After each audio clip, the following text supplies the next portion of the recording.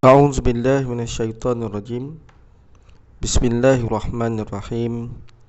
Assalamualaikum warahmatullahi wabarakatuh. Muslimin muslimat yang dirahmati Allah, insya-Allah pada kali ini kita akan sama-sama tadabbur surah Al-Isra ayat ke-70 insya-Allah.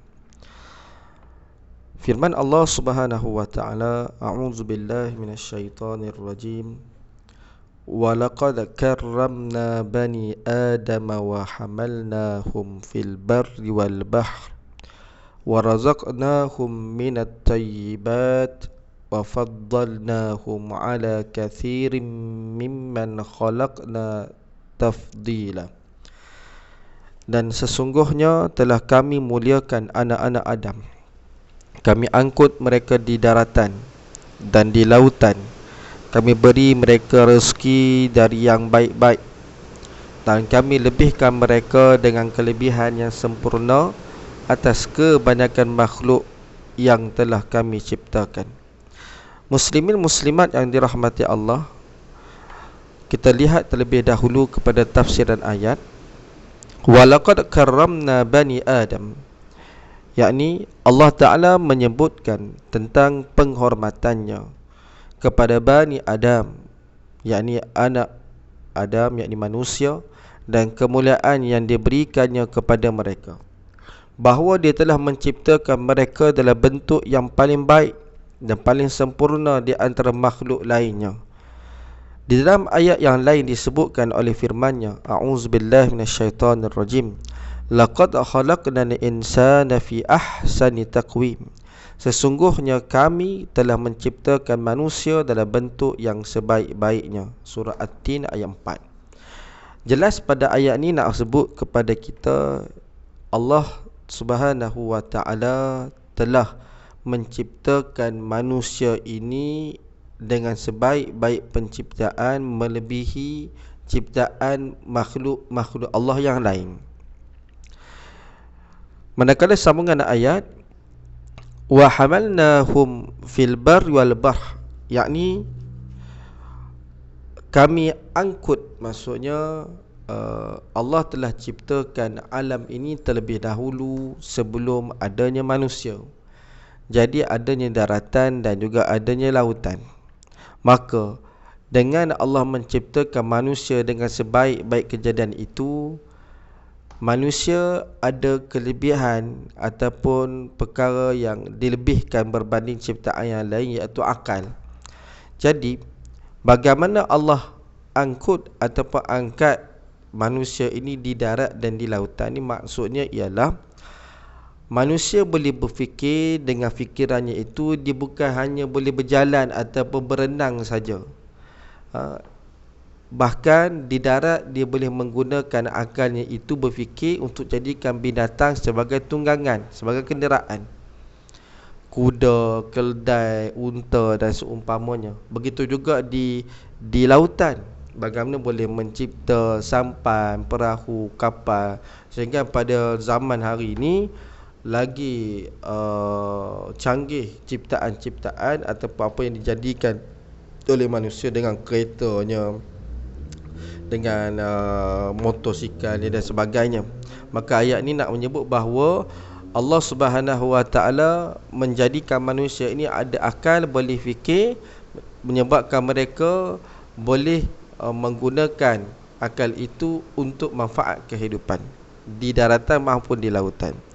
Wa razaqnahum minat thayyibat, bukan itu saja, direzekikan pula dengan hasil tanam-tanaman, buah-buahan, termasuklah juga daripada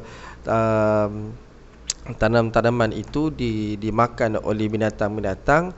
Daripada itu dapatnya daging, susu, dan juga berbagai-bagai jenis makanan yang baik. Maksudnya dengan akal fikiran itu boleh beza mana yang boleh makan, mana tak boleh makan. Wa faddalnahum ala kathirin mimman khalaqna tafdila. Manusia lebih utama daripada makhluk hidup yang lain, lebih baik, lebih sempurna daripada kambing, lembu dan apa sajalah makhluk-makhluk yang pokok-pokok, gunung ganang dan seumpamanya. dan juga lebih utama daripada segala ataupun semua jenis makhluk baik. Itu adalah tafsiran ringkas pada ayat yang saya rujuk dalam tafsir Ibnu Katsir, dan juga sedikit olahan ayat pada pemahaman saya pada ayat ini. Maka apa yang kita faham bahawa ayat ni nak sebut jelasnya, iaitu tentang kemuliaan, karamna, daripada kalimah karama, karama yukrimu takriman. Jadi, dan bila kita faham berkaitan tentang kemuliaan, kita nak cuba tadabbur pada ayat ni, apa yang kita faham sebenarnya, mulia kita ni bagaimana. Jadi sebab itu sama-sama saya cuba untuk kongsi dengan anda semua. Ayat ini menceritakan tentang kemuliaan Bani Adam, yakni tentang kita, yakni anak cucu Adam, manusia ni. Kemuliaan ini terdapat beberapa sudut pandang yang perlu kita perhalusi supaya kita ni tidak tergolong dalam golongan yang lalai dan kufur nikmat. Kenapa saya sebut begitu? Muslimin muslimat yang dirahmati Allah, kalau kita nak tadabbur pada ayat ataupun pada kalimah mulia ini, dia sangat luas untuk kita bicarakan. Namun pada beberapa sudut yang saya nampak supaya untuk diketengahkan, di antaranya ialah untuk kita menilai ataupun untuk kita mengambil faham daripada ayat karamna Bani Adam ini, ialah untuk kita tak, ni bahasa saya lah, syok sendiri, kita rasa kita lebih bagus daripada binatang-binatang, kita lebih hebat dari sudut penciptaan tu. Adakah hanya kita berpada dengan pengiktirafan ataupun penghormatan berdasarkan ayat ini? Jadi perkara pertama, cuba tengok ayat ini membenarkan, yakni manusia adalah sebaik-baik makhluk yang dicipta oleh Allah Subhanahu Wa Taala. Jadi cuba kita perhalusi, tengok betul-betul apa sebenarnya. Pada surah Al-Infitar ayat 7, Allah Ta'ala berfirman, Alladhi khalaqaka fasawwaka fa'adalak. Dialah yang telah menciptakan kamu, lalu menyempurnakan kejadian kamu. Macam mana Allah sempurnakan kejadian kita? Kita ni asal usul daripada setitis air, kan? Daripada air mani itu kemudian bertukar kepada segumpal darah, daripada segumpal darah bertukar kepada segumpal daging. Kemudian daging tersebut dijadikan tulang-tulang, kemudian disalutkan tulang tersebut, kemudian barulah dibentukkan dan menjadikan susunan tubuh kamu seimbang baik. Dekat sini lebihnya kita perhatikan bagaimana Allah meletakkan kemuliaan pada manusia ini. Allah letakkan tempat kemuliaan, yakni wajah, berada di bahagian atas, berbanding dengan binatang. Kadang-kadang ada yang sama level dengan tempat keluar najis. Maka di sini kita boleh fikir, ya Allah, kita bersyukur di atas nikmat. Kerana apa? Kita dijadikan sebagai makhluk Allah yang namanya manusia, insan. Patutnya dengan sebab itu pun sudah memberikan satu information ataupun satu, kita panggil keyakinan bahawa yang kita ni patut benar-benar beriman kepada Allah Subhanahu Wa Taala dan bersyukur atas nikmat Allah Subhanahu Wa Taala. Tapi ada di kalangan kita yang tak bersyukur atas nikmat Allah, kan? Allah beri kemuliaan pada kita, kita tidak menggunakan kemuliaan tersebut, kufur nikmat, lalai dengan segala nikmat Allah bagi. Sepatutnya gunakan nikmat untuk dekatkan diri kepada Allah, tetapi sebaliknya berlaku. Dan dikukuhkan lagi pada ayat surah At-Tin ayat keempat, laqad khalaqnal insana fi ahsani takwin. Sesungguhnya kami telah menciptakan manusia dalam bentuk yang sebaik-baik kejadian. Makna kata memang confirm dah, kan? Memang kejadian yang Allah jadikan pada manusia itu adalah paling baik berbanding dengan ciptaan makhluk-makhluk yang lain. Jadi kat sini sama-sama kita nak take note, perhatian. Cuba perhatikan sama-sama pada tubuh badan kita yang mulia ini. Mulia yang semua, bila sebut mulia ni, semua seluruh anggota tubuh kita ni adalah mulia, kan? Bila sebut manusia, apa nama manusia? Apa yang ada dari hujung rambut sampai hujung kaki, itulah dia. Bukankah ia satu anugerah Allah yang sangat bernilai? Bagaimana kita menjaga kemuliaan ini? Sama-sama kita fikir. Sesuatu yang mulia tidak layak dilekatkan ataupun digunakan dengan perkara-perkara yang tidak mulia. Bahasa mudahnya begini, Allah ciptakan kita adanya mata, adanya telinga, adanya lidah, tangan, kaki dan seumpamanya. Mata yang mulia pasti tidak akan melihat yang haram dilihat. Makna kata hari ni Allah jadikan mata kita ni, sebab mata adalah satu part daripada ataupun komponen daripada tubuh kita. Ianya mulia, kan? Bila Allah yang cipta, maka kita kena manfaatkan, kena gunakan anggota tubuh ataupun diri kita ni, manusia kita ni, sesuai dengan kehendak Allah Subhanahu Wa Taala. Jadi benda yang mulia tak layak untuk digunakan pada tempat ataupun sesuatu yang tidak mulia, benda yang haram maksudnya. Maka sudah pastilah mata yang mulia pasti tidak akan melihat yang haram dilihat. Telinga yang mulia pasti tidak akan mendengar yang haram didengar. Lidah yang mulia pasti tidak akan bercakap benda-benda yang haram. Sebab apa? Pasti pemilik kemuliaan, yakni Allah Subhanahu Wa Taala yang memberikan kemuliaan kepada manusia ini, tidak redha seandainya kita menggunakan kemuliaannya itu pada yang tidak mulia, benda-benda yang haram. Jadi sebab itu sama-sama kita cuba fikir sejenak, kan? Bila mana buat benda yang Allah tak redha, kan? Benda yang Allah tak suka, kita boleh rasa, kan, sebagai seorang yang beriman, bila mana Allah tak redha, di antara tanda-tandanya ialah hati gelisah, kan? Bila buat satu benda maksiat, kita rasa tak senang duduk, kita rasa bersalah. Itu tandanya apa? Tanda hati kita dalam keadaan baik. Tapi seandainya, sekiranya ada orang melakukan perbuatan-perbuatan yang haram, menggunakan anggota tubuh badan yang mulianya itu, dia tidak rasa bersalah, dia tak rasa takut, maka ada something wrong pada diri dia, iaitu hati dia, iaitu orang-orang macam ni yang mana mereka telah dimurkai oleh Allah Subhanahu Wa Taala, dan Allah jauhkan dia daripada Allah Subhanahu Wa Taala. Jadi kalau hari ni, kalau kita contoh kata solat lambat, kita rasa gelisah, itu tanda hati kita masih lagi baik, kan? Bukanlah maksudnya bagus, tidak. Kita boleh tahu bahawa oh, aku ni masih lagi ada iman, kan? Sebab apa? Kita rasa bersalah. Tapi kalau buat satu maksiat, benda dosa, tak rasa bersalah, itu tandanya apa? Itu tandanya hati kamu yang sakit itu sudah menghampiri saat-saat kematiannya. Bila mana hati itu mati, sorry to say lah, bila hati dah mati, macam manusia lah, bila dah mati kita kena kapankan dia, tanam, habis, kan? Bila hati yang mati ini adalah hati milik orang kafir, na'udzubillah min zalim.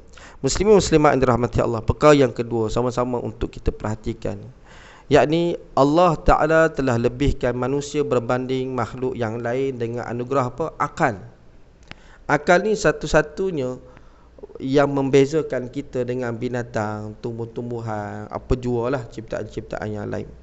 Sebagaimana dalam surah Az-Zumar ayat 42, ni potongan ayat di penghujung tu, Allah Ta'ala berfirman, inna fi dzalika laayatin liqaumin yatafakkarun. Sesungguhnya pada yang demikian itu terdapat tanda-tanda kekuasaan Allah bagi kaum yang berfikir. Yang boleh fikir ni hanya manusia. Pelik, kan? Bagaimana lembu pun boleh lintas jalan beratok, manusia tak boleh beratok. Itu satu perkara yang kita kena sama-sama fikirkan. Kenapa dalam dunia ni peraturan-peraturan telah dilakukan, telah dibuat, tapi masih lagi ada yang langgar peraturan.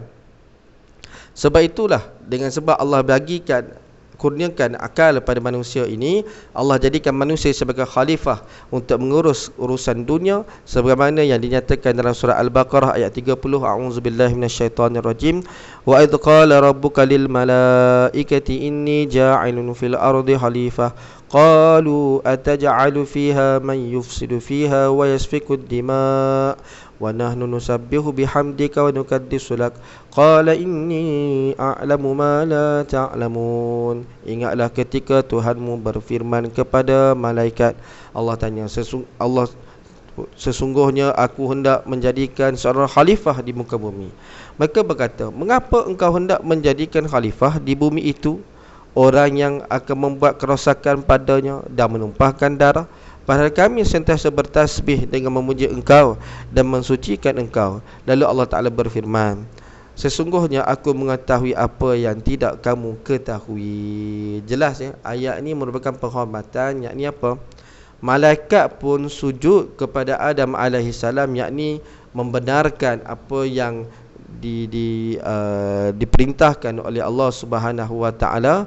Sebaliknya Azazil, iaitu syaitan, iblis, laknatullah, mereka yang tak mau sujud ini, yang pada hari ini mereka pula menjadi golongan yang menghasut, menggoda manusia supaya ikut mereka. Jadi sebab itu pada ayat ini jelas menunjukkan tentang apa? Lebihnya manusia berbanding makhluk lain, termasuklah lebihnya manusia berbanding malaikat, lebihnya manusia berbanding jin, iblis dan seumpamanya. Namun begitu, manusia perlu ingat, kemuliaan ini bukanlah satu kelebihan, tetapi ia merupakan tanggungjawab, sebagaimana yang disebut oleh seorang ulama Al-Azhar, iaitu Syekh Dr. Yusri Al-Hasani rahimahumullah, yang juga saya sempat belajar dengan beliau waktu belajar di Mesir dulu. Dia pernah mengatakan bahawa at-tashrifu mashubun bit-taklif, kan? Bila mana beliau menafsirkan dalam kuliah tafsir beliau menafsirkan ayat ini, beliau mengatakan yang mulianya walaqad karramna bani Adam itu, kemuliaan yang ada pada Bani Adam itu ialah kemuliaan yang disertai dengan tanggungjawab. Sebab itu kalau kita perhatikan dalam surah Al-Anbiya ayat ke-47, Allah Ta'ala berfirman, a'udzubillahi minasyaitonirrajim, wa nada'ul mawazinal qista liyaumil qiyamah fala tuzlamu nafsun syai'a wa in kana mithqala habbatin min khardalin ataina biha wa kafa bina hasibin. Dan ingatlah kami akan mengadakan neraca timbangan yang adil untuk menimbang amal makhluk-makhluk pada hari kiamat.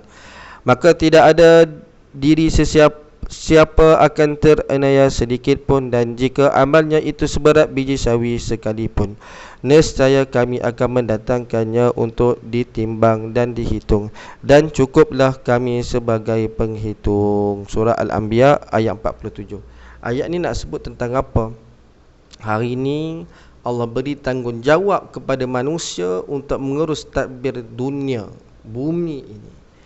Jadi segala apa jua yang kita lakukan pasti akan dipersoalkan, dipertanggungjawabkan. Yakni di akhirat nanti, bila mana di Yaumul Mizan, pada hari timbangan, pada waktu itu segala apa yang dilakukan akan dihitung oleh Allah Subhanahu wa Ta'ala. Jadi ingat, kemuliaan ini merupakan satu taklifan, iaitu tanggungjawab. Jadi dengan akal, pada ayat menyebut bahawa manusia dapat memanfaatkan untuk kehidupan dari rezeki yang Allah kurniakan. Allah bagi apa pada manusia? Allah suruh makan daripada rezeki-rezekinya yang baik-baik. Jadi sebagaimana yang hari ini kita nikmati kemodenan teknologi, Allah dengan akal tersebut manusia boleh cipta kenderaan-kenderaan di darat dan juga di lautan hebat. Ada kapal boleh menyelam, ada kapal boleh timbul dan seumpamanya, bahkan boleh buat kapal terbang lagi.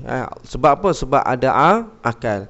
Begitu juga dengan makanan hari ini, boleh bukan setakat makan bakap begitu saja. Hari ini boleh goreng, buat gulai dan macam-macam. Sebab apa? Sebab akal yang Allah bagi, manfaatkan akal, bagus. Cumanya kemuliaan ini sebagai peringatan untuk saya dan kepada semua. Kemuliaan ini bukanlah kemuliaan yang mutlak, yang hakiki. Sekiranya manusia tidak memanfaatkan akal yang dikurniakan oleh Allah, manusia akan hilang kemuliaan. Bahkan lebih teruk darjatnya berbanding binatang. Jelas disebutkan dalam surah Al-A'raf ayat 179. A'udzubillahi minasyaitonirrajim. Walaqad dzara'na li jahannama katsiran minal jinni wal ins lahum qulubun la yafqahuna biha wa lahum a'yunun la yubsiruna biha wa lahum adanun la yasma'una biha ulaika kal an'ami bal hum adall ulaika humul ghafilun. Dan sesungguhnya kami jadikan untuk isi neraka jahanam itu kebanyakannya dari jin dan manusia. Mereka mempunyai hati tetapi tidak dipergunakannya untuk memahami ayat-ayat Allah, dan mereka mempunyai mata tetapi tidak dipergunakannya untuk melihat tanda-tanda kekuasaan Allah, dan mereka mempunyai telinga tetapi tidak dipergunakannya untuk mendengar ayat-ayat Allah. Mereka itu sebagai binatang ternak, bahkan mereka lebih sesat lagi. Mereka itulah orang-orang yang lalai. Jadi mudah-mudahan dengan sedikit perkongsian ini kita tidak terbawa-bawa dengan penghormatan yang Allah berikan pada kita. Kita ni sebaik-baik penciptaan dan seumpamanya. Ya, kemuliaan itu kita mengakui dan kita bersyukur dengan nikmat segala yang Allah bagi. Dan dalam keadaan itu kena ingat bahawa kemuliaan ini merupakan satu tanggungjawab yang akan dipersoalkan di akhirat kelak. Wallahu a'lam bissawab.